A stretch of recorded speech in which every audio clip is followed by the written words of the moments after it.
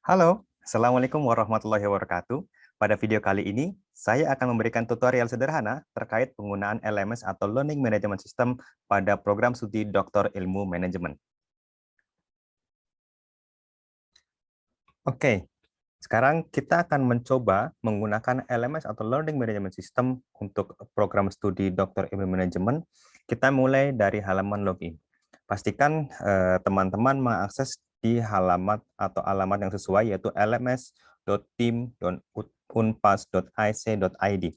Kemudian setiap mahasiswa baru atau setiap mahasiswa yang sudah terdaftar akan mempunyai NPM dan akan diberikan akses oleh administrasi dari Prodi untuk masuk ke dalam LMS ini. Nah, saya akan contohkan, saya akan berperan sebagai mahasiswa yang sudah mempunyai NPM dan memiliki akses ke dalam LMS ini. Nah, di sini sudah ada kolom username password ya. Untuk username bisa menggunakan NPM yang teman-teman punyai dan password default atau mungkin teman-teman sudah ada yang merubahnya menjadi password yang lebih mudah untuk dihafal. Oke, kita akan masuk ke dalam sistem. Nah, nanti setiap mahasiswa baru akan diikutkan ke dalam kelas yang namanya adalah online class training. Nah, ini adalah halaman ketika kita masuk ke dalam LMS, yang mana di sini teman-teman bisa melihat nama kita di sini, ya. Kemudian di sebelah kiri adalah menu-menu yang bisa kita akses dan mata kuliah apa saja yang diikuti akan terdaftar di dalam My Courses. Oke. Kemudian jika ingin merubah profil, merubah password dan segala macam bisa diakses melalui menu di sebelah kanan atas. Ya, di sini ada profile, dashboard dan lain sebagainya, termasuk tombol untuk logout. Oke, kembali ke penggunaan LMS untuk kegiatan perkuliahan. Di sini kami sudah menyediakan online crash training, ya. Nah, di sini tinggal klik, teman-teman semuanya sudah diikutkan di dalam kelas ini. Nah, di sini ada penjelasan sederhana atau penjelasan singkat terkait OCT atau online class training ini. Nah, kelas ini dibuat untuk membantu rekan-rekan mahasiswa dalam memahami penggunaan LMS dalam perkuliahan. Nah, tentunya kita langsung spesifik bagaimana atau apa saja yang akan digunakan dari LMS ini. Yang pertama ada presensi perkuliahan, yang kedua ada materi perkuliahan yang bisa teman-teman download dari halaman LMS ini, kemudian mengikuti penugasan dari dosen, serta melakukan online quiz pada LMS. Nah, dan dari rekan-rekan dosen juga bisa menambahkan materi eksternal, baik berupa video, file PDF, dan juga lain-lain. Oke, kita akan menggunakan menu yang pertama, yaitu menu presensi kehadiran. Ya, tentu rekan-rekan sudah paham bahwa dalam setiap perkuliahan kita ada presensi. Ya, nah presensi ini disematkan langsung di salah satu menu di dalam halaman LMS pada setiap kelas. Jadi pastikan di setiap kelas LMS ketika mulai perkuliahan jangan lupa untuk melakukan presensi. Nah, di sini sudah disediakan menu attendance. Oh ya, di dalam menu attendance nanti pilihannya ada 4, yaitu present atau hadir, late atau terlambat, excuse izin atau absen tidak hadir. Nah, tentu saja kalau kita semuanya menggunakan perkuliahan berbasis LMS ini, pasti kalau teman-teman atau rekan-rekan mahasiswa sudah mengakses LMS, dipastikan dia bisa hadir harusnya.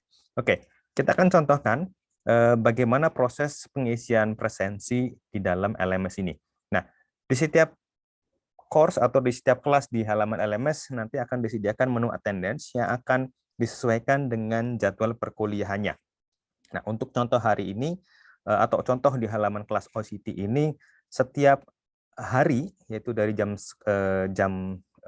pagi sampai malam attendance ini dibuka. Tapi kita harus klik sesuai dengan hari. Misalkan teman-teman hari ini hari Jumat, kebetulan saya membuat rekornya hari Jumat, maka yang saya klik nanti hanya bisa di hari Jumat. Untuk hari yang lainnya, selama tidak sesuai, maka tidak bisa kita lakukan submit attendance. Nah, oke. Sekarang hari Jumat tanggal 25, di sini sudah ada tombol yang bisa saya klik untuk melakukan atau membuat saya hadir di dalam kelas ini. Pilih jika ini muncul, maka rekan-rekan bisa klik submit attendance. Nah, di sini ada 4 pilihan yang tadi saya sebutkan. Apakah saya hadir, atau late, excuse, atau absent. Ya, Dengan rekan-rekan bisa membuka halaman ini, asumsinya adalah kita bisa hadir dalam perkuliahan. Maka kita bisa mengklik sebagai present. Dan jangan lupa ketika sudah klik present, jangan lupa tekan tombol save-nya. Ya, kadang di beberapa kasus sudah merasa sudah present, dia kembali ke halaman kelas, belum sampai klik save. Nah, oke, karena kita hadir, present, dan kita klik save. Oh iya, jangan sampai tertukar antara present dengan absen. Ya, absen di sini dalam bahasa Inggris artinya tidak hadir. Kalau hadir ini menggunakan present. Oke, klik save. Nah, nanti di sini status kehadiran kita akan terrecord secara otomatis. Nah, di sini disampaikan bahwa pada hari ini untuk jadwal kelas yang reguler ya, saya datang ya, atau teman-teman present di dalam kelas. Oke. Nah, satu menu sudah kita lakukan. Nah, sekarang bagaimana cara setelah melakukan present, bagaimana cara kembali ke kelas? Nah, teman-teman bisa klik di kode kelasnya di sini. Kebetulan kode kelasnya adalah OCT DIM. Nah, kita akan kembali ke halaman kelas ya. Anggap kelasnya dimulai, kelasnya berjalan, dan perkuliahan mungkin dilakukan dengan Zoom, Google Meet, atau MS Teams, atau platform yang lain. Pak dosen, Bu dosen menyampaikan materi. Nah, di sini bisa dioptimalkan materi yang disajikan melalui Zoom dan lain sebagainya, bisa juga ditempel di sini, dan kita sebagai mahasiswa bisa melakukan download materi perkuliahannya dengan cara diklik ya. Ini akan keluar ya. Oke, belum langsung download ya. Dan teman-teman bisa download sebagai materi yang bisa kita pelajari atau kita baca di lain waktu. Oke, kita kembali ke halaman LMS. Oke, kita sudah mendownload materi perkuliahan, kita bisa mengikuti perkuliahan dari platform online tadi dengan seksama ya. Nah, menu berikutnya yaitu penggunaan untuk penugasan. Nah, oke. Dalam setiap perkuliahan, tugas menjadi satu bagian yang tidak bisa dipisahkan. Kadang setelah materi, Pak dosennya, Bu dosennya memberikan tugas, entah itu bikin resume, entah itu bikin narasi singkat, entah itu diminta untuk mencari resource tambahan dan lain sebagainya, dan diminta untuk menguploadnya ke dalam sistem. Nah, di sini tugas teman-teman adalah membuat tugasnya, ya, membuatnya bisa jadi dalam bentuk MS Word, dalam bentuk PowerPoint, dan lain sebagainya. Kemudian diminta upload. Nah, perlu diperhatikan bahwa kapasitas upload, satu kali upload file di dalam LMS ini dibatasi 2 mega. Kenapa dibatasi 2 mega? Karena ya mahasiswanya lebih cukup banyak, sehingga kalau terlalu besar, khawatirnya akan cukup membebani sistem LMS. Oke, jadi cukup dibatasi dengan 2 mega. Oke, anggaplah kita sudah mengerjakan tugas dan tugasnya siap untuk kita kumpulkan. Nah, bagaimana cara mengumpulkannya?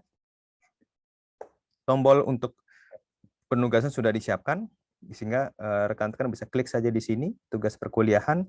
Nah, di sini ada informasi bahwa submission status kita no attempt. No attempt artinya kita belum pernah mengumpulkan tugas sama sekali untuk tugas perkuliahan ini. Nah, status grade-nya belum, ini artinya belum dinilai karena memang belum kita kumpulkan, dan last modify juga belum ada karena belum ada dikumpulkan dan belum ada komen. Nah, bagaimana untuk menambahkan tugas kita? Kita tinggal klik add submission di sini. Oke, dan di sini ada tombol atau kolom untuk mengumpulkan tugas. Rekan-rekan bisa langsung drag and drop file di situ, atau mungkin bisa mencari filenya seperti halnya kita membuka Explorer di dalam komputer. Dari sini, klik Add, pilih menu Upload File, dan pilih file yang akan kita upload. Nah, di sini saya akan upload ini ya, agar kapasitasnya tidak terlalu besar, hanya 426 KB dan open. Nah, di sini sudah terrecord. Nah, jangan lupa klik upload filenya. Ini baru nge-record filenya, tapi belum upload ke dalam LMS. Upload filenya, dan jangan lupa juga untuk save. Ya, save di sini file kita sudah terupload, tapi belum di-save ke dalam tugas perkuliahan. Nah, untuk mengamankan tugas perkuliahan, jangan lupa untuk klik tombol save. Nah, ketika sudah di-save, kita akan kembali ke halaman penugasan dan status dari tugas kita sudah berubah. Sekarang, submission statusnya sudah tersubmit, dengan ditandai dengan warna hijau, ya, artinya tugas kita sudah masuk, belum dinilai, status grade-nya belum dinilai, dan kita bisa melihat kapan tugas kita masuk ke dalam sistem, yaitu tanggal hari ini 25 Februari jam 8. Oh ya, ini waktunya waktu GMT ya, belum waktu server di sana. Oke, kalau memang sudah yakin, teman-teman bisa kembali ke kelas, artinya bisa klik tombol di sini, atau ketika akan membuat perubahan bisa edit atau remove submission. Oke, anggaplah sudah siap, sudah selesai, kita kembali ke kelas ya. Nah, oke, tugas sudah dikumpulkan, attendance sudah kita lakukan. Nah, terakhir ada menu penggunaan quiz. Nah, perbedaannya dengan yang tugas, kalau tugas tadi ada perlu upload, sedangkan quiz kita langsung mengerjakannya di halaman LMS ini.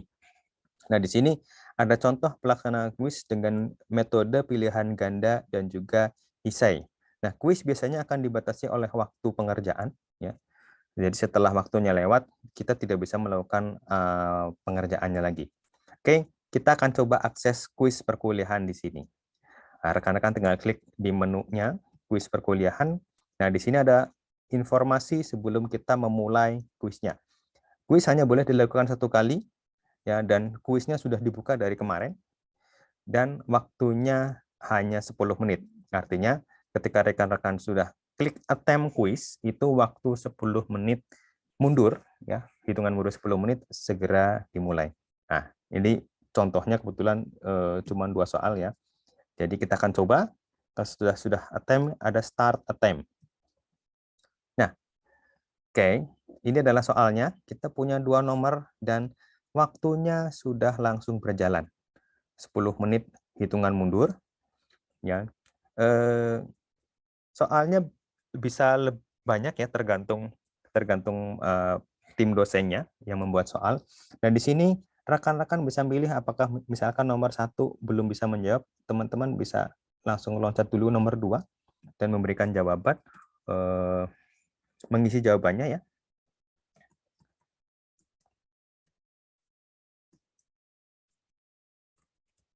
Oke.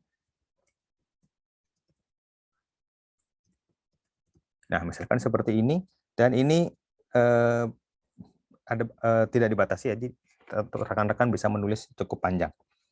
Oke, karena ini sudah dijawab, kita bisa melihat lagi ke nomor 1, tadi belum dijawab ya. Oke, nah ini ada tandanya. Ketika kita sudah memberikan jawaban di salah satu nomor kuis, dan sudah dianggap selesai, itu ada tanda bahwa nomor tersebut sudah terjawab. Nah, ini ada satu nomor yang belum terjawab, kita akan pilih nomornya secara pilihannya, jawabannya ya. Misalkan kira-kira ada berapa nih? Mungkin ada 14 ya. Nah, di sini juga bisa diulang, dan kita bisa cek lagi ke halaman berikutnya. Oke, rekan-rekan lihat kuis navigasinya semua nomor sudah terjawab, dan jawaban yang tadi sudah tersimpan. Oke, jika memang sudah yakin kuisnya sudah sesuai, rekan-rekan tidak perlu lagi untuk mengecek 1-2 pertanyaan ini, bisa lakukan finish attempt. Tapi kalau belum yakin, misalkan ada 10 pertanyaan atau ada 20 pertanyaan dan belum yakin, rekan-rekan bisa klik sesuai nomor yang dirasa perlu dicek untuk sesuaikan kembali jawabannya. Nah, jika merasa sudah yakin, jawabannya sudah cukup nih, teman-teman bisa finish attempt, bisa menggunakan tombol ini atau menggunakan ini. Tapi perlu diingat, ketika kita sudah melakukan finish attempt, semua jawabannya tersimpan, ya. Dan di sini belum secara otomatis, karena waktunya masih lama ya, kebetulan tersimpan. Tapi kalau waktunya sudah habis, dia akan otomatis tersimpan. Dan jika memang sudah yakin, bisa diklik submit all dan finish. Oke, nah di sini ada satu jawaban yang langsung terlihat ya, langsung ada nilainya karena kebetulan pilihan ganda. Dan kalau essay itu nunggu dikoreksi terlebih dahulu oleh dosen. Oke, nah teman-teman bisa finish review atau kembali ke halaman perkuliahan ya. Ini sudah selesai kuisnya, dan kita bisa kembali ke kelas-kelas yang lain. Oke, secara umum penggunaan LMS akan lebih banyak digunakan di menu-menu tersebut ya. Sekali lagi, untuk presensi perkuliahan, mendownload materi perkuliahan dari dosen, mengikuti penugasan dari dosen, mengikuti online quiz pada LMS, dan juga bisa melihat materi eksternal baik berupa video, file, dan lain sebagainya. Jika sudah selesai, rekan-rekan bisa log out dan kembali ke aktivitas yang lain. Terima kasih. Assalamualaikum warahmatullahi wabarakatuh.